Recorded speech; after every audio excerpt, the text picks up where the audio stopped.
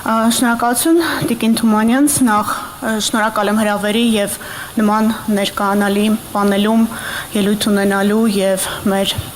դիտարկումները ներկայացնելու համար։ Ես սիրով միանում եմ նախ բոլոր շնորհավորանքներին եւ կարծում եմ, որ առաջիկայում մենք ունենալու ենք հաղթահարված մարտահրավերներ եւ ավելի բարձր պրոֆեսիոնալիզմ, դա հետեւողական աշխատանքի արդյունք է, որը մենք որպես կողմ դատարաններում ամեն օր նկատում ենք։ Բայց անդրադառնալով ձեր հարցադրմանը եւ չկրկնելով այն ամենը, ինչ ասվեց մինչեւ ինձ, ես կցանկանամ 3 շերտ առանձնացնել ձեր հարցադրման մեջ եւ առանձին շատ կարճ ըստեյության եւ թույլ տվեք փաստահեն, որովհետեւ պատրաստվելով այսօրվա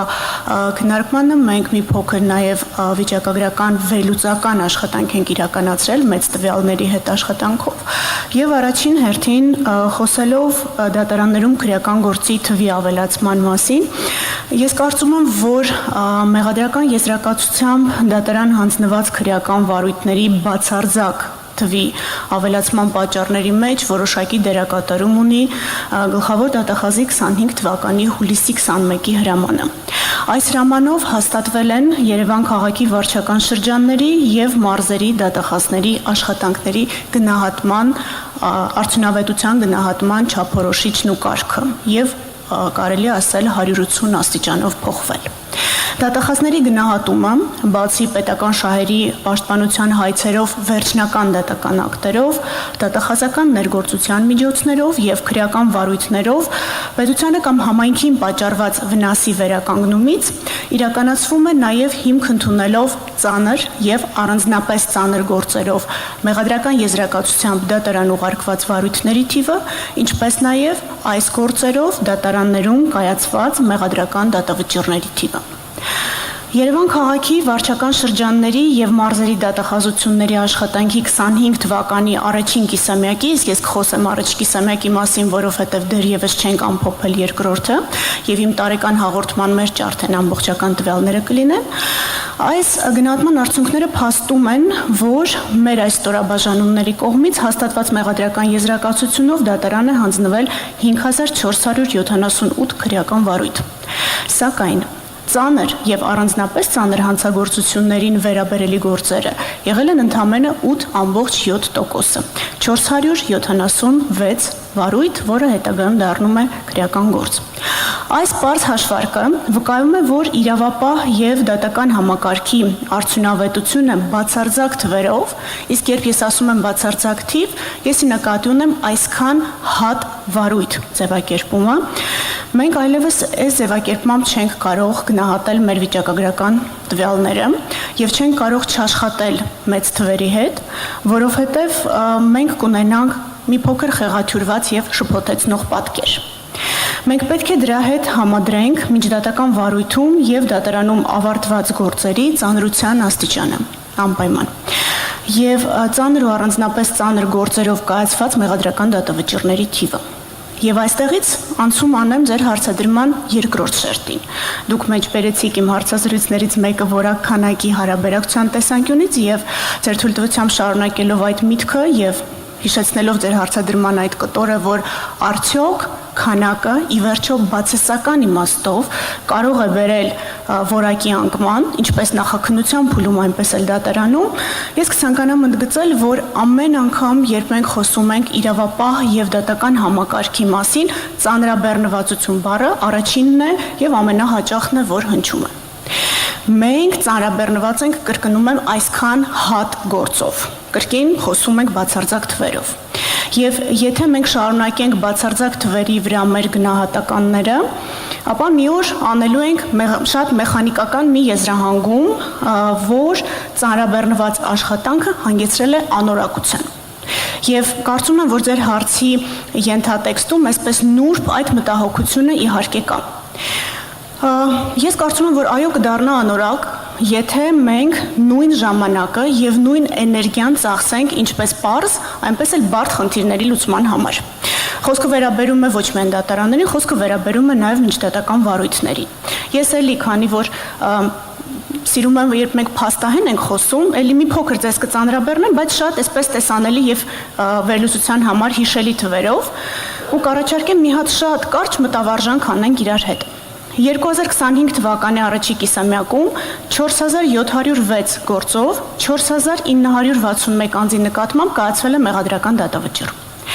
Այս թվից ծանր եւ առանձնապես ծանր հանցագործություններին վերաբերելի գործերից մեղադրական դատավճիռներ են կայացվել 401 գործով 523 անձի նկատմամբ։ Եթե ամփոփենք, ապա կայացված մեղադրական դատավճիռների մեջ ծանր եւ առանձնապես ծանր հանցագործություններին վերաբերելի գործերի տեսակարար կշիռը ընդամենը 8.5% է։ Համեմատելու համար նույն ժամանակահատվածը վերցնենք 2024 թվականի, նույն առաջին կիսամյակը։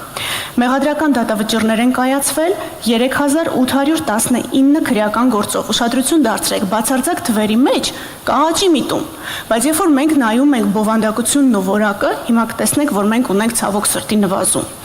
Այս թվերից ծանր եւ առանձնապես ծանր հանցագործություններին վերաբերելի գործերից մեղադրական դատավճիռներ են կայացվել 436 գործով 521 անձի նկատմամբ։ Մեղադրական դատավճիռներով ավարտված գործերի մեջ ծանր եւ առանձնապես ծանր հանցագործություններին վերաբերելի գործերի տեսակարար կշիռը անցյալ տարի եղել է 11.4%։ Հիշեցնեմ, այս տարի 8.5-ն էր։ Այսինքն, եթե այսպես համադրենք, կտեսնենք, որ 24 թվականի նույն ժամանակահատվածի նկատմամբ բացարձակ թվերով մենք ունենք աճ, բայց երբ որ մենք խոսում ենք որակական գնահատականի մասին, ցավոք սրտի ունենք մոտ 8% նվազում։ Եվ այս վերլուծությունից, եթե շատ պարզ, այսպես հողի վրա եզրահանգում անեմ,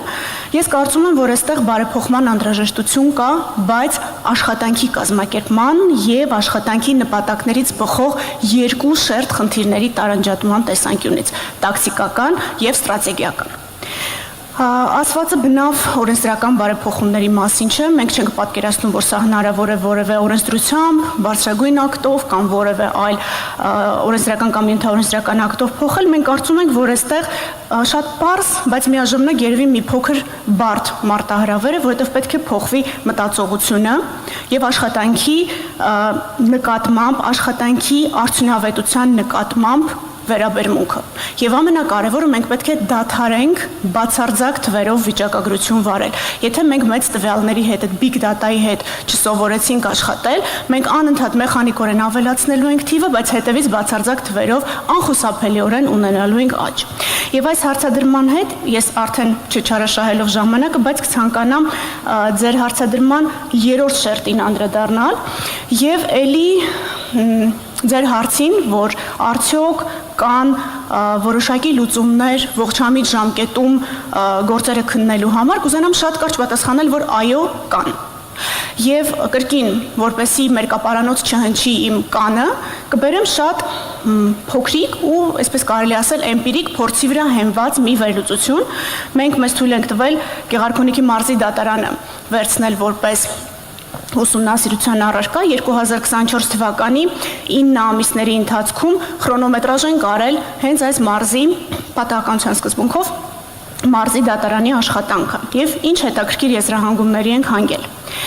472 քրեական գործի դատաքննությունը ավարտվել է եւ մնացորդ քրեական գործերի թիվը կազմել է 136։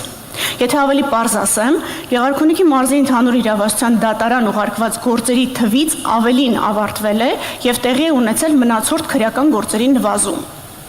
ինչը անսպասելի եզրահանգում է։ Եվ մենք սկսեցինք վերլուծել, թե ինչն է այս դրական դինամիկայի պատճառը։ Եւ մի շարք համաժամանակյա գործոններ վերհանեցինք։ Ձեր թույլտվությամբ թվարկեմ։ Նախ դատական նիստերի նշանակման հաճախակիություն։ Ես հիմա թվերով ցույց կտամ, ինչ հաճախակիություն են ենթադրել այս նիստերը։ Դատախազների կողմից նիստերին բացակայելու դեպքերի բացառում, գիտեք, մենք այս հարցը կարգավորել ենք արդեն 2 տարի, դա էթիկայի հարց է դատախազների համար եւ այդ բացակայությունները ընդհանուր մինչեւ կարգապահական պատասխանատվության են հանգեցնում։ Երրորդ գործոնը, որը շատ կարևոր է, դատավորը ակտիվ է եղել կողմերի ներկայությունն ապահովելուն ուղղված գործուն միջոցներ ձեռնարկելու համար, խոսքը գրագրության մասին չէ։ Կողմերի հետ նախապես դատավորը նիստի օր է համաձայնեցրել, իսկ եթե եղել են անհարգելի բացակայություններ, կիրառել է օրենքով նախատեսված միջոցներ, սանկցիաներ, այսինքն դատավորը համարձակ է եղել նմանատիպ որոշումներ կայացնելիս։ Եվ խոսքը մի դատավորի մասին չէ, խոսքը ամբողջ դատարանի մասին է։ Եվ դատական նիստերը, որը շատ հետաքրքիր եզրահանգում էր մեզ համար, եթե բովանդակային առումով տեղի ունենում դատական նիստ, որը տևում է մեկ ամբողջ աշխատանքային օր, դա շատ ավելի արդյունավետ է լինում, քան օրինակ բացված եւ ընդհատված դատական նիստը, ֆորմալ առումով դատական նիստ կա, բովանդակային առումով դատական նիստ չկա։ Եվ մենք կարծում ենք, որ այս պայմանների միաժամանակի առկայությունը թույլ է տվել դատարանին նման դրական ցուցանիշներ գեներացնել։ Նաև այստեղ իհարկե չպետք է ես խոստացա եզրահանգման մեջ նշել, թե ինչ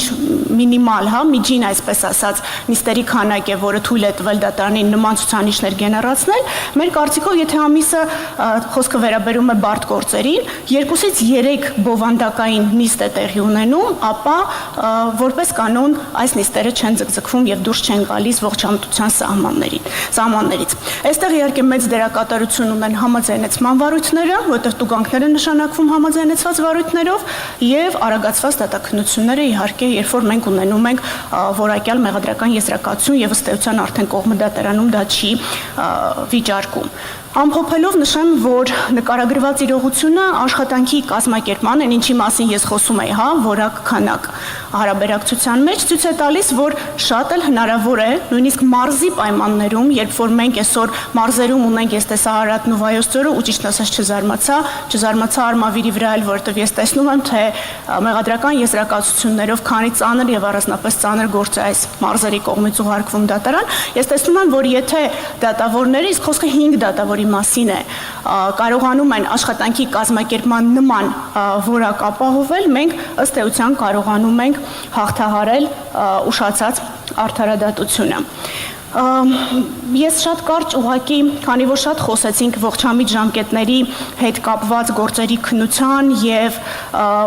վաղեմությունն անցնելու հիմքով դատաքննության փուլում եւ դուք էլ ձեր խոսքում նշեցիք, որ ցանկալի կլիներ, եթե մեր կողմից դաշտային աշխատանքի, ես մեր աշխատանքը դաշտային եմ անվանում, դաշտային աշխատանքի արդյունքները ներկայացնենք, ես իմ կարծիքով բացասական դինամիկա եմ տեսնում, կցանկանայի ձեզ հետ կիսվել մեր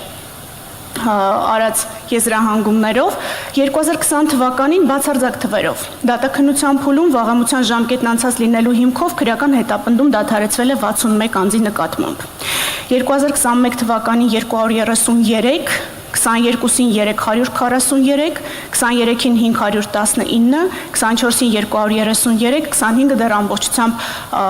ամփոփված չէ, բայց առաջին կիսամյակում ունենք 118 անձի նկատմամբ ըստ էության վաղեմության հիմքով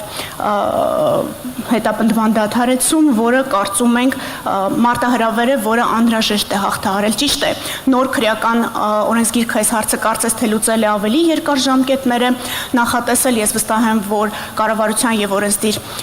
մարմնի մեր գործընկերները ավելի մանրամասն սրա մասին խոսեն եւ բնականաբար 2022 թվականից հետո քրեական վարույթներով մենք այս մարտահրավերը չենք ունենալու, բայց մենք ակնհայտորեն այս մարտահրավերն ունենք մինչեւ 2022 թվականը կատարված հանցագործությունների հետ կապված եւ մենք այստեղ կարծում ենք, որ առաջինը անհրաժեշտ է աշխատանքի ճիշտ պլանավորում, վիճակագրությունը բացարձակ թվերով հաշվելուց այլևս ձեռնպահ մնալ եւ ավելի շատ վերլուծություն անել մեծ տվյալների հետ եւ ինչը ոչ պակաս կարեւոր է այսօր մեղադրանքների հետ կապված նաեւ վճռաբեկ դատարանի նախադեպային դիրքորոշումները հաշվի առնելով մեկ վարույթում միացվում են այն գործերը, որոնք վերաբերում են նույն անձանց եւ սա թույլ է տալիս ընդհատել վաղեմության ժամկետի ընթացքը եւ կոռուպցիոն գործերով մենք ունենում ենք նաեւ փողերի լվացման մեղադրանքներ, որոնք եւս ընդհատում են վաղեմության ժամկետի ընթացքը, կարծես թե այս դատական պրակտիկան լուծումը առաջարկել է։ Մենք կարծում ենք, այստեղ ամենամեծ մարտահրավերը մնում է, որ յուրաքանչյուր դատավոր իր ամենօրյա աշխատանքի մեջ կարողանա այս առաջնայինը երկրորդականից տարբերելու եւ ստրատեգիական առումով տակտիկական քայլերը ճիշտ մշակելու դեպքում հնարավորություն տա մեծ ժամանակին ավարտել դատարանում քրեական վարույթները։ Նեղություն, երբ մի փոքր շատ խոսեցի, թվերով ծանրաբեռնեցի, բայց եթե հարցեր կլինեն, սիրով պատրաստ եմ պատասխանել։ Շնորհակալություն Տիկին Վարդապետյան, շատ կարևոր էր հնչեցված նաև վիճակագրական տվյալները, հատկապես ես մտածում եմ, որ կարող է լինել տարբերություն, բայց 20 թվականին 60, շուրջ 60, ես կլոր թվերը կասեմ, 60, հետո 300, այս պահին դեռևս 100 քանիս, այսինքն 4-5 անգամ ավել գործերի այդպիսի ավարտով,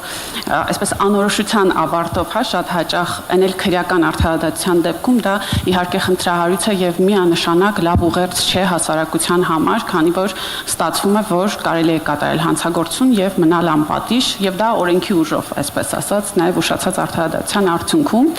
բայց շատ կարեւոր է մի բան, շատ հետաքրքիր վիճակագրության վերաբերյալ վերլուծություն արեցիք, ուղղակի այդ տեսեք Գեղարքունիքի մարզը, եթե չեմ սխալվում, նվազդ ծանրաբեռնված դատարաններից է եւ դատավորները այդքան ծանրաբեռնված չեն եւ շատ հաճելի է լսել, որ չծանրաբեռնվածության պայմաններում կամ միջին նորմալ ծանրաբեռնվածության դեպքում դատավորները նաեւ ձեր որպես կողմի գնահատական շատ նորմալ իրականացրել են process-ը եւ աշխատանքային առումով լավ են կազմակերպել այն եւ իհարկե ծանրաբեռնվածության պայմաններում միանշանակ կա միգուցե կաղելու եւ լավարկելու հնարավորություն, ինչը նպատակ է ունեցել, երբ որ մենք որոշում ենք կայացրել ուղենիշային ժամկետների վերաբերյալ նաև մոնիթորինգ իրականացնելու դատարանների նախագահների, կարծում եմ մենք այստեղ միանշանակ լավարկման եւ այդ մոնիթորինգի մեխանիզմը ավելի բարելավելու կարիք ունենք ձեր բարձրացած հարցերին նաև անդրադառնալու համար, բայց եթե լրացնելով ավելացնելու բան եք, խնդրեմ։ Կարճ ուղղակի մենք նաև հաշվի ենք առել վերլուծությունն անելիս, ինչու Գեղարքունիքը, որտեղ համալրված է եղել ամբողջությամբ։ Օրինակ, եթե ես փորձեի Արմավիրը կամ Արարատը որոշակի դժվարություններ էինք ունենալու համալրվածության հետ կապված խնդիրներ ու խոչընդոտներ կար, մենք շարունակելու ենք այս աշխատանքը եւ մի կարեւոր ընդգծում մենք չենք ընտրել ամենածանրաբեռնված դատարանները ցույց տալու համար, որ եթե դատավորները ունենում են աշխատանքի պլանավորման մակարդակ, իրենք չեն էլ ունենում աշխատանքային ծանրաբեռնվածություն, այսինքն, շրջապտույտը տեղի է ունենում, այսպես ասած, նաև աշխատանքային սովորույթի ուժով։ Այս ուղղակի դիտարկումն է ուզում անել, որ տպավորություն չլինի, որ Գեղարքունիքը ընտրել ենք որպես ամենալավը, չէ, ընտրել ենք նախ պատահականության սկզբունքով, երկրորդը համալրվածությունը հաշվի առնելով եւ չենք ընտրել ամենածանրաբեռնվածը, որպեսզի կողմնակալության տպավորություն չստեղծեինք։ Շնորհակալ եմ։